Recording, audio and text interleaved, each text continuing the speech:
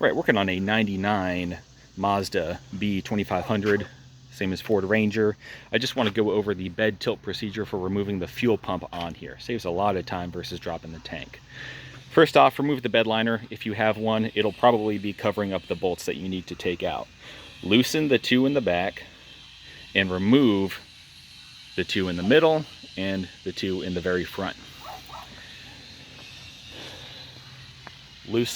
Remove all three bolts holding the fuel filler neck to the bed. And those are the only things that you actually need to remove from the bed on here. The rest is lifting up the bed. And on the Ford F-150, which has kind of the same procedure, I just used scissor jacks to lift this up. In this case, the bed is light enough that I just kind of got under it, lifted it up, and put in a floor jack there, and that holds it nice and good. It's not falling me or anything like that. And that gives us plenty of room to move in through the wheel well here and yank off that fuel pump. Just disconnect the 4-pin connector, disconnect the lines to it. You'll need to pick this guy out, this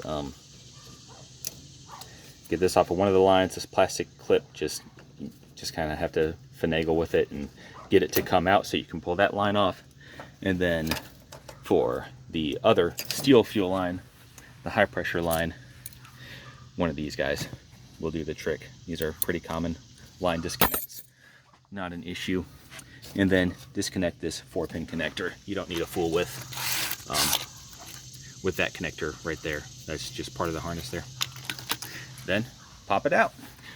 This is actually kind of nice because the fuel neck is raised, or not the fuel neck, I'm sorry, but where the fuel pump seats is kind of raised, so less possibility of you getting dirt in there and stuff like that. It's actually pretty nice to work on. But then new fuel pump will go in. I'm not sure, customers providing their own fuel pump, they're going to get one. I'm not sure if it's going to come as an assembly or if it's just going to get the little actual motor unit right there.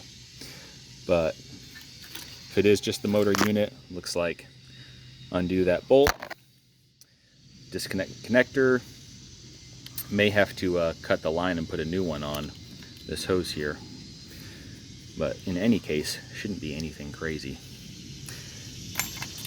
But that should do it. But yeah, anyway, just want to let you all know, hey, you do not have to drop the tank on here. There's a really easy way to just pop this bed up out of the way. You don't have to disconnect lighting. You don't have, I mean, everything I showed you is what you have to do.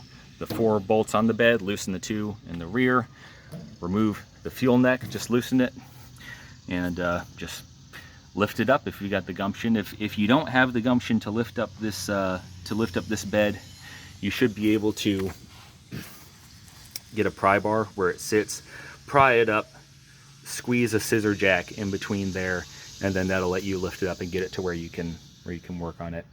Shouldn't be too bad. But yeah, that's about it. Y'all have a good one.